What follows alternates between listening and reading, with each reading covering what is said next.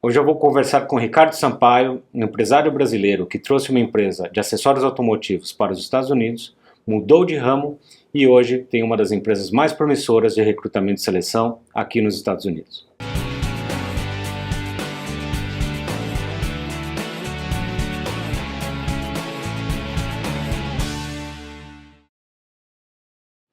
Olá, bem-vindos de volta ao canal Vivendo e Empreendendo nos Estados Unidos. Meu nome é Antônio Miranda e o objetivo do meu canal é dar informações e suporte aos empresários, empreendedores, executivos brasileiros que querem começar um negócio ou uma carreira de forma estruturada aqui nos Estados Unidos. Hoje eu estou aqui com o Ricardo Sampaio. Obrigado, Ricardo, por estar no nosso canal. Prazer é todo meu. Gente, antes de eu começar o bate-papo aqui com o Ricardo, por favor, assine, curta, compartilhe, me ajude a compartilhar essas informações com cada vez mais pessoas que tanto precisam de informações como a que a gente vai discutir hoje. E antes também de começar, eu gostaria de agradecer a Expertness Translations, que é o apoiador do nosso canal. Então lembre-se, sempre que você precisar de traduções ou traduções juramentadas, entre em contato aqui com a Expertness Translations nesse telefone, nesse e-mail. Eu tenho certeza que você vai receber um ótimo atendimento. E hoje também nós estamos muito felizes celebrando a chegada de mais duas empresas, dois apoiadores para o nosso canal, o IM Group e a Office & Co. Né? Gostaria de agradecer muito a confiança da equipe da Office & Co, da Ana Berry, da Renata Costa e também do IM Group, através do Fernando Melo, por acreditarem na seriedade desse trabalho que a gente faz aqui no canal. Tá certo? Então, o vídeo de hoje, pessoal, eu trouxe o Ricardo aqui, convidei e agradeço muito pela presença, Ricardo. O Ricardo é um empresário brasileiro que chegou aqui faz uns 3 anos, né?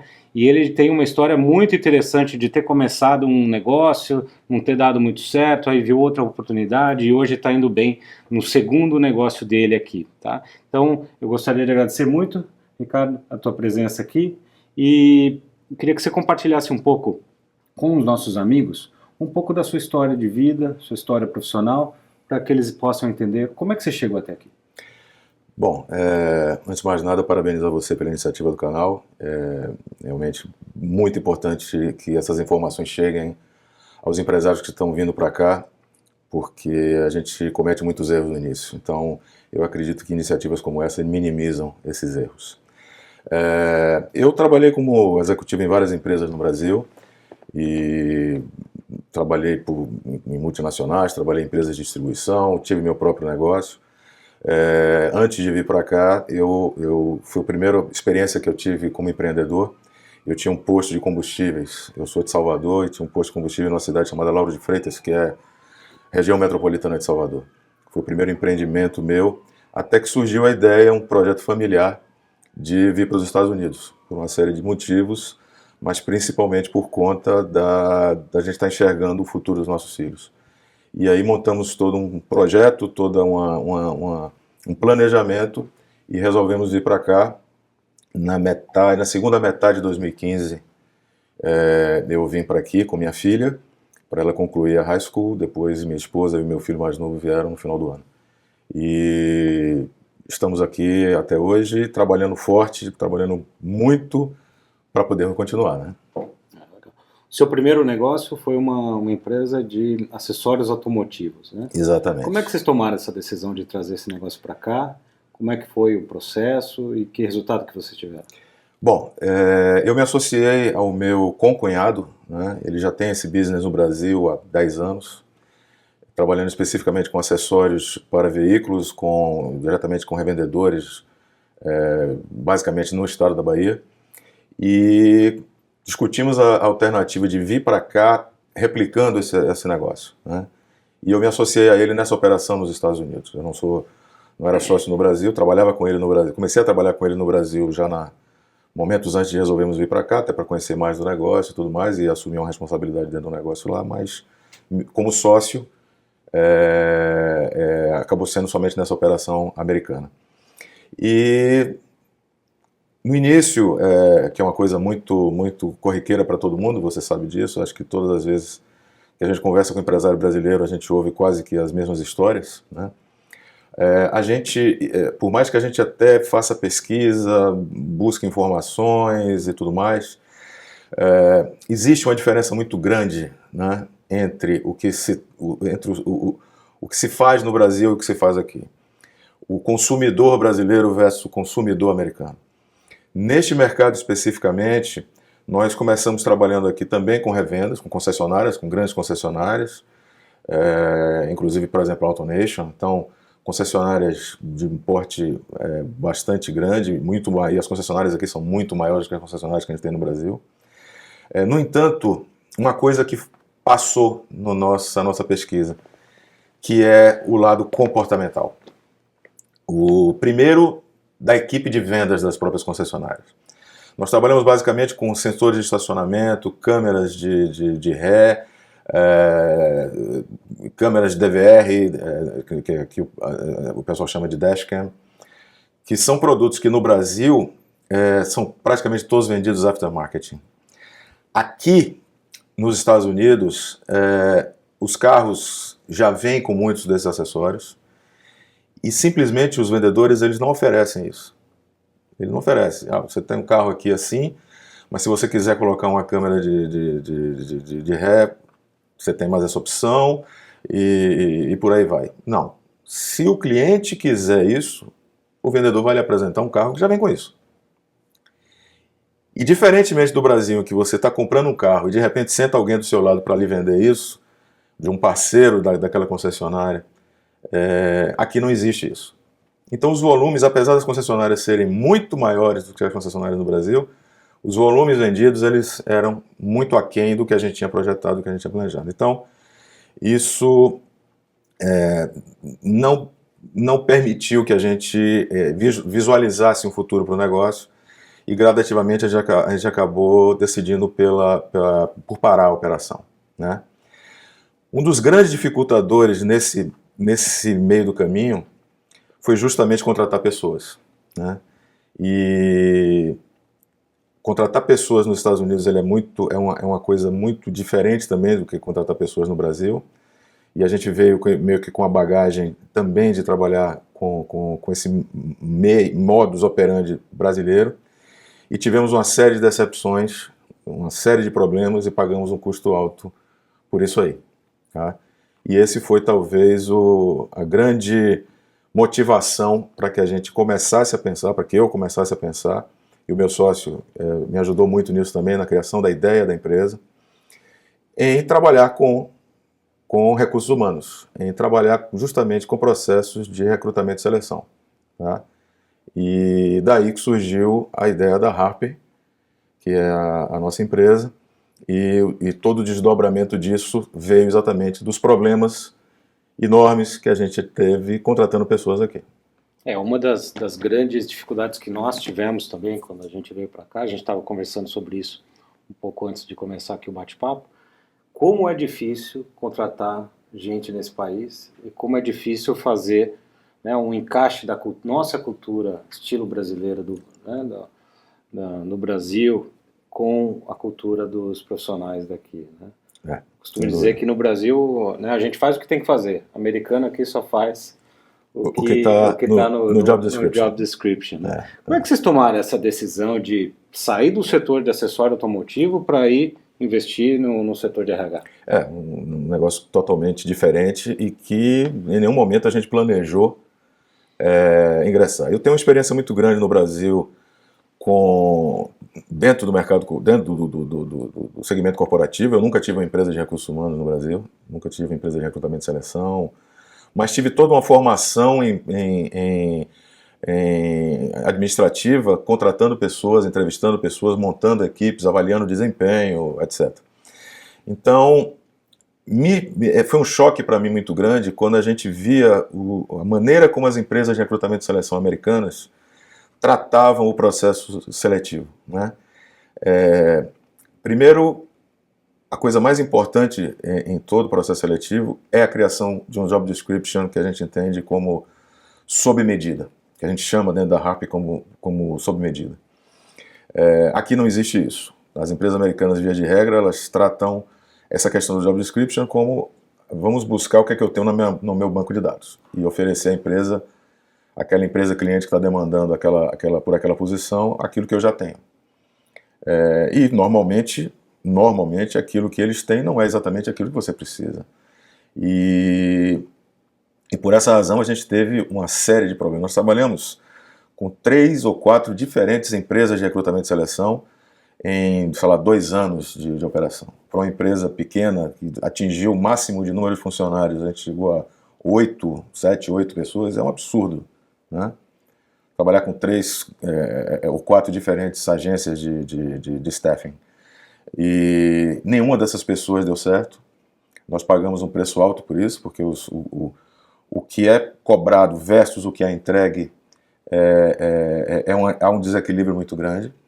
O próprio processo, a aplicação de testes e tudo mais, isso, via de regra, não é feito, ou quando é feito de uma maneira muito incipiente, muito, eu diria até amadora, né? Arriscaria até dizer isso.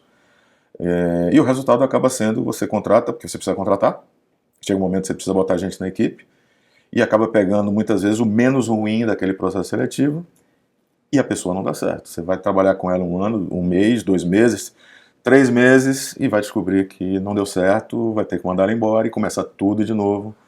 E a empresa com isso, ela não deslancha, ela não vai.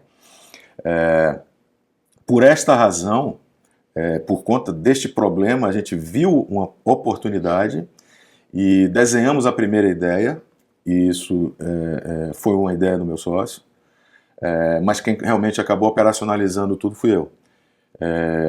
Hoje este negócio é só meu, ele não está mais comigo nessa operação, e consegui botar realmente as ideias em prática.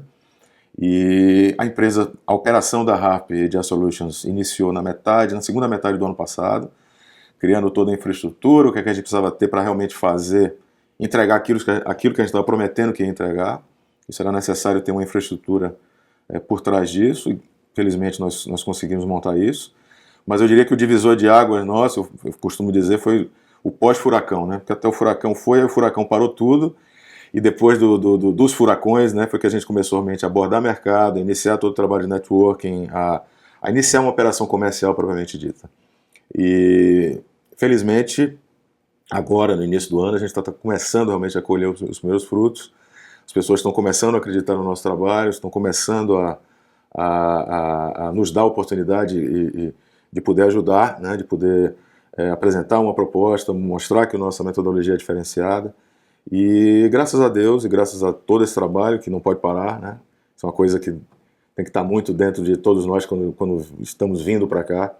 O trabalho, para dar certo aqui, a gente tem que trabalhar muito, né? Muito mesmo, tem que estar disposto a isso e abrir mão de uma série de coisas também, para que possa colher frutos mais adiante. Então foi daí que veio, e é esse caminho que a gente está trilhando e vai ter que continuar trilhando dessa forma para conseguir ter sucesso que a gente almeja conseguir. Ótimo, ótimas dicas. Antes de eu continuar aqui com você, eu gostaria de fazer um agradecimento ao apoiador do nosso canal, a Office & Co. A Office & Co, pessoal, é uma empresa que eu já fiz, né, inclusive um vídeo aí com a Renata lá, e eles decidiram apoiar o nosso canal. A Office & Co é muito mais que um espaço de coworking, tá? É um centro brasileiro de negócios e networking no coração da principal avenida de negócios aqui de Miami, a Avenida Brickell. Então, se você está pensando em começar um escritório aqui, por favor, entre em contato aqui nesse telefone, nesse e-mail. Tenho certeza que você vai adorar lá o ambiente, né, Ricardo? Você também é cliente lá. Exatamente. É um ótimo lugar para você começar o seu negócio, tá?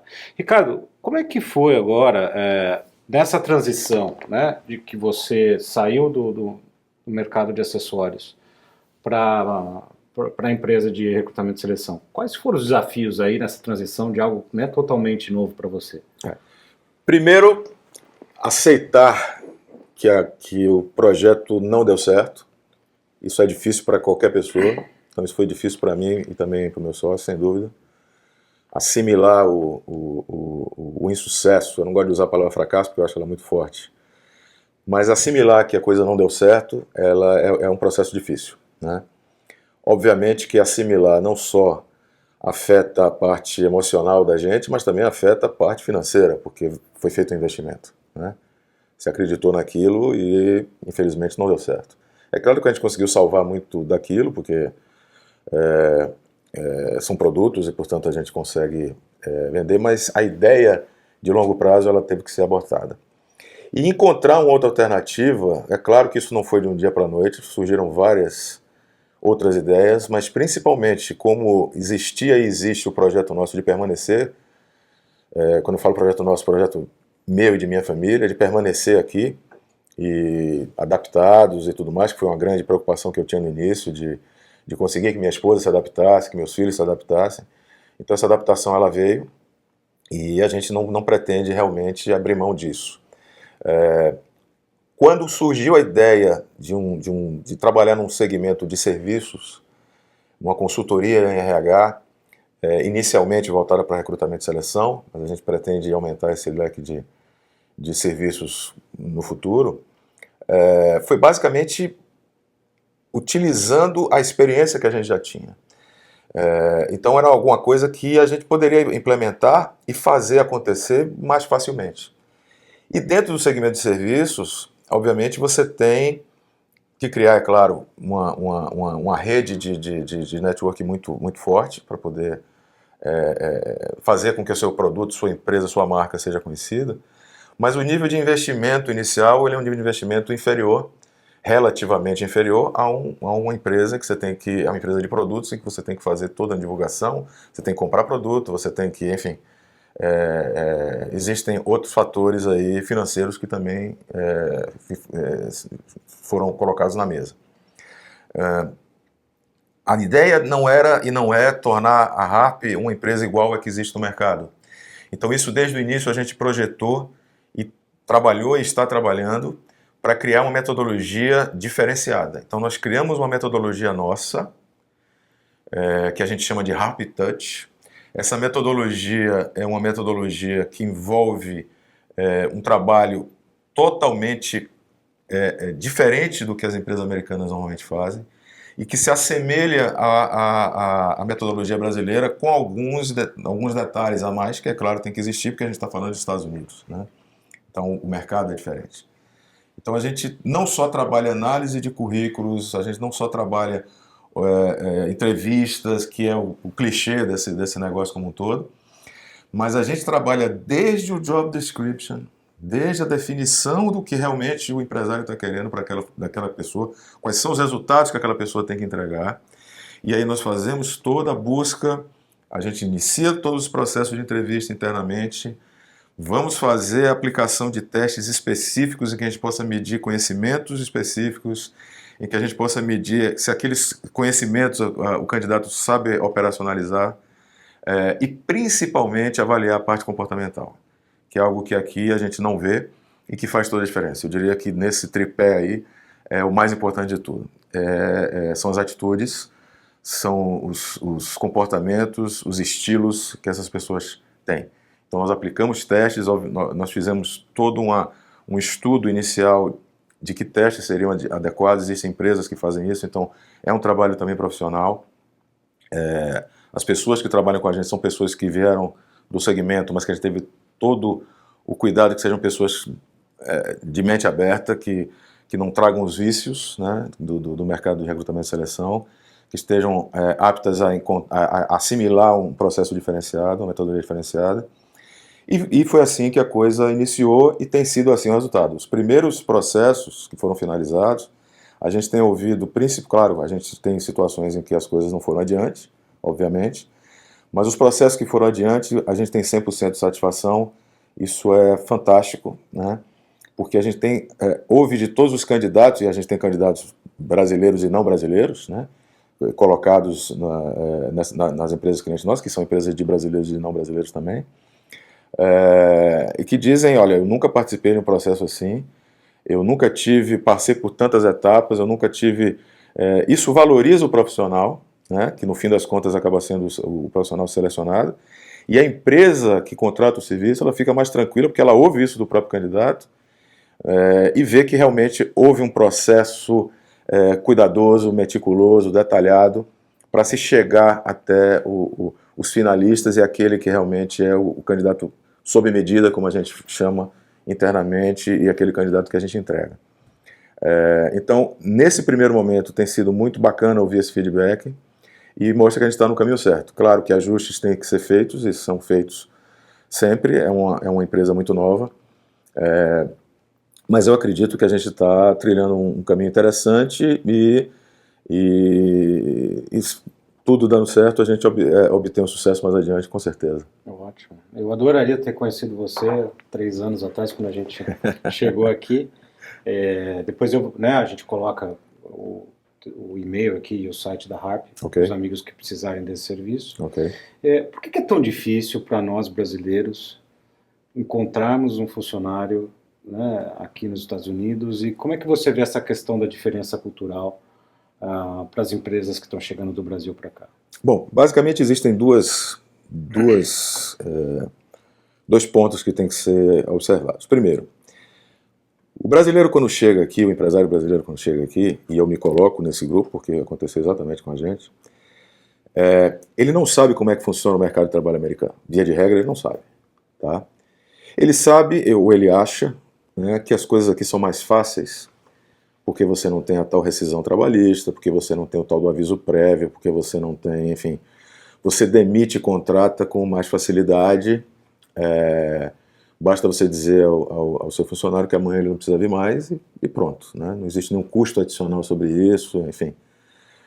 A própria legislação trabalhista ela é muito flexível, você praticamente negocia diretamente as condições e, inclusive, negocia condições diferentes para funcionários diferentes, até exercendo a mesma função. Né?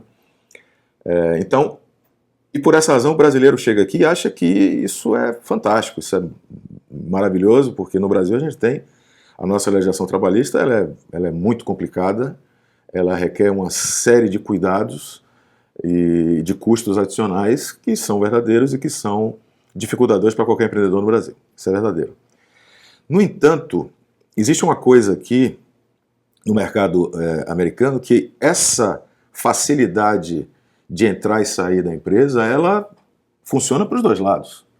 Então, do mesmo jeito que eu posso simplesmente desligar uma pessoa de um dia para o outro, a pessoa também pode chegar para você e dizer, olha, amanhã eu não venho mais. E não veio mais, ele não precisa nem lhe dizer o motivo. Ele simplesmente não veio mais e acabou. Né?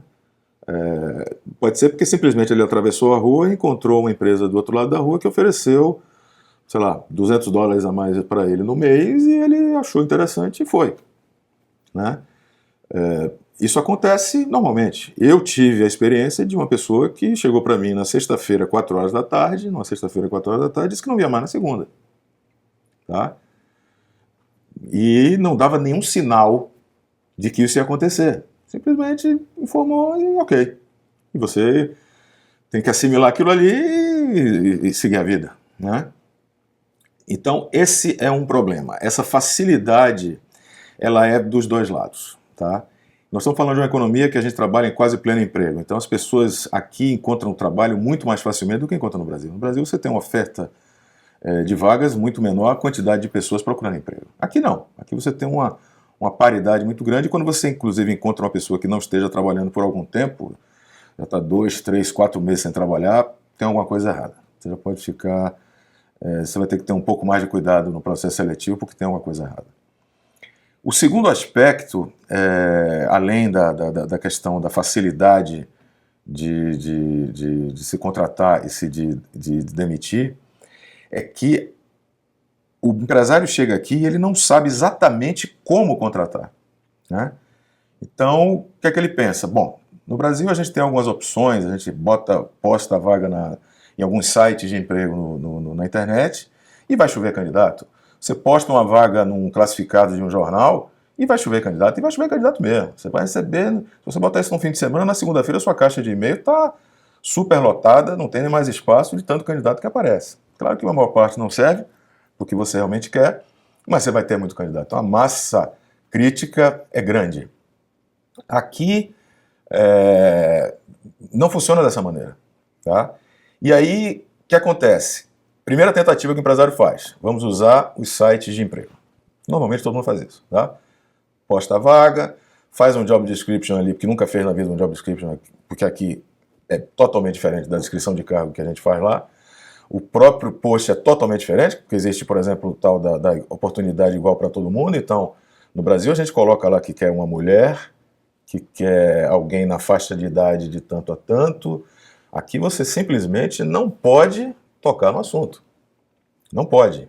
Isso é muito claro e todas as empresas de recrutamento e seleção têm que obedecer isso e as empresas têm que obedecer isso. Então, vamos colocar, aí começa a aparecer um monte de gente que você olha o currículo e não consegue nem interpretar, porque você não sabe qual a idade, não sabe qual é o sexo, não sabe onde mora, não sabe nada, né? E aí começa a perder tempo entrevistando candidatos, quando você olha, isso não tem nada a ver com o que você quer. E aí aparece a segunda alternativa, vamos contratar uma empresa de staffing. Ok, vamos contratar uma empresa de staffing, vamos procurar, existem várias, existem multinacionais gigantescas, existem empresas menores, existem empresas que são praticamente, o recrutador é a empresa, né? Tem de todo jeito que você possa imaginar. E o que acontece é aquilo que eu falei, a gente encontra, via de regra, uma dificuldade grande de conseguir fazer com que a empresa de recrutamento e seleção entenda exatamente o que você quer. E no caso de startups, que é basicamente o que a gente trata aqui, o nosso foco da nossa empresa está muito voltado para empresas que vêm para cá, estejam começando a operação aqui, ou estejam vindo para cá agora, e que precisam contratar praticamente uma equipe inteira. Uma startup ela não contrata uma pessoa para fazer exatamente aquilo ali e acabou. Tá? Uma startup ela precisa, não é porque ela queira, ela precisa de profissionais multidisciplinares que façam aquilo e mais aquilo outro e mais aquilo outro. E o americano em si, ele não está acostumado com isso. Ou muitas vezes ele simplesmente não faz isso. E até na própria entrevista, muitos deles dizem, eu não faço isso. Tá? Não vou fazer. Outros dizem que fazem, porque estão atrás do emprego, fazem, mas na prática não fazem. Trabalham, como a gente diz aqui, trabalham com o job description debaixo do braço. Na hora que você precisa que ele faça algo mais do que está ali, ele simplesmente pega o job description e olha, isso aqui não está escrito aqui, eu não vou fazer, vamos conversar. Vamos negociar isso aqui, porque de repente é uma coisa a mais que você vai ter que me dar, uma coisa assim. É assim que funciona. Né? Então, esses dois pontos eu acho que são os maiores vilões da história quando a gente está iniciando uma operação no Brasil e precisa contratar pessoas.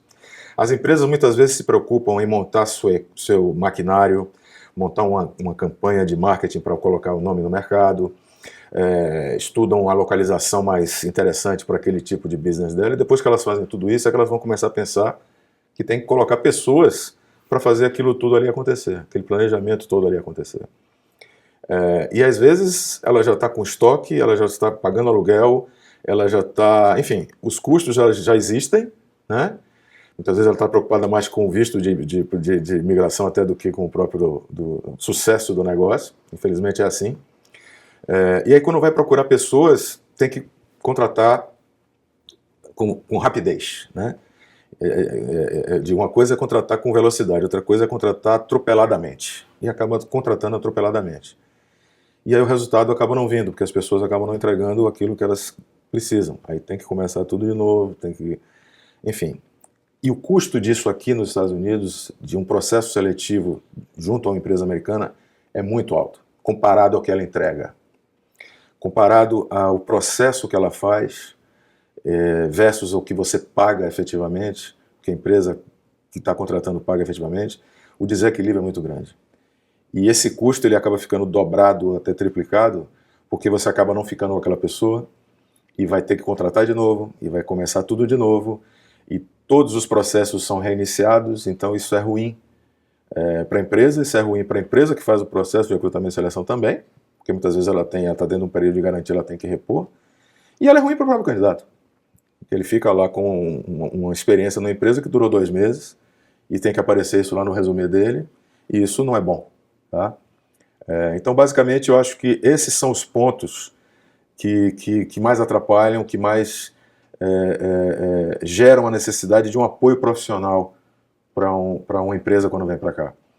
O processo ele tem que ser profissionalizado, ele tem que ser feito com quem entende do assunto, porque senão você acha que você está pagando por um processo um determinado valor, que você entende que no primeiro momento é caro, mas ele acaba sendo muito mais caro pelo turnover que você acaba gerando por contratar um profissional de forma errada.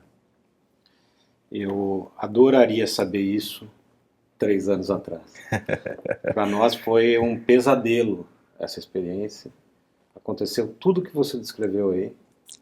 Nós contratamos. Mas fique tranquilo que você não está sozinho, né? Tem muita gente assim. Nós contratamos uma empresa, foi caríssimo, os candidatos eram muito diferentes, foi difícil de avaliar. A gente escolheu um candidato que no final ficou 3 meses, porque o contrato era de 3 meses, porque se desse para demitir ele em 1 mês, a gente teria feito. Pois porque não foi uma experiência boa.